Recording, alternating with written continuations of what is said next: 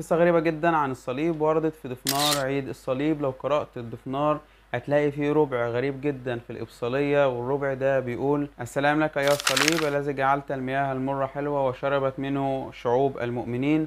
سلام لك أيها الصليب الذي استحققت أن يؤمن بك إسحاق السامري وكل من معه.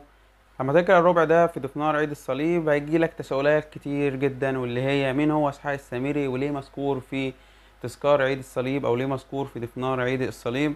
ايه اللي حصل عشان الراجل ده يبقى موجود؟ وايه هي المية المرة اللي اتحولت لمية حلوة؟ لايك واشترك في القناة وفعل الجرس، وتعالى اقول لك حكاية إسحاق. الحكاية بتبدأ معانا النهاردة من تذكار تكريس كنيسة القيامة وخشبة الصليب اللي موجودة في الكنيسة، وهو عيد الصليب اللي احنا بنحتفل بيه دلوقتي.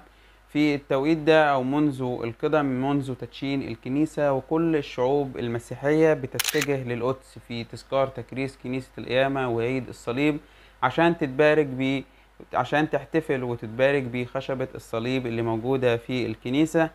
في سنة من السنين كان في واحد اسمه إسحاق السامري، كان بيبكت الشعوب المؤمنين اللي بيسافروا مسافات طويلة جدا من بلادهم عشان يوصلوا للقدس وعشان يتباركوا بخشبة الصليب. وكان بيقول لهم ان انتوا بتسافروا المسافات دي كلها وتتكبدوا المتاعب دي كلها عشان خشبة في الاخر، او عشان تتباركوا من خشبة. طبعا ده عبارة عن ان هو بيبكتهم عن ان هم رايحين يسجدوا لخشبة الصليب. في يوم من الايام وهو مسافر معاهم في الرحلة، عطشوا جدا في وسط الصحراء وما كانوش لاقيين اي مصدر للمية لغاية ما وجدوا بير. والبير ده من كتر ما هو مهجور في الصحراء كانت ميته مرة، والبير كانت مياهه منتنة. فرشموا المؤمنين علامة الصليب بإيمانهم على البير ده، فتحولت المية المرة لمية حلوة. وكل المؤمنين اللي كانوا مسافرين في التوقيت ده شربوا وارتووا من البير. إسحاق السامري بعد ما شاف المعجزة دي آمن بالسيد المسيح، ويقول المؤرخين إنه أول ما وصل مدينة القدس اتجه مباشرة لأسقفها واعترف له واعتمد منه على اسم السيد المسيح. وبالمعجزة دي اتحول إسحاق السامري من بيبكت المؤمنين على رحلتهم وسفرهم لمعترف ومؤمن بالسيد المسيح. بما اننا اتكلمنا عن عيد الصليب، فلازم نعرف ان الكنيسة في عيدين الصليب اللي هم 17 توت و10 برمهات بتحتفل بثلاث احداث رئيسية لعيد الصليب. الحدث الاول وهو ظهور علامة الصليب المقدسة في السماء للملك قسطنطين، اللي كان في الفترة ما بين 323 ميلادية ل 337 ميلادية. والقصة دي موجودة في إبصالية العيد، وكمان موجودة في سنكسار العيد، وبنحتفل بيها يوم 17 توت اللي هو نحتفل بيها يوم الجمعة الجاية.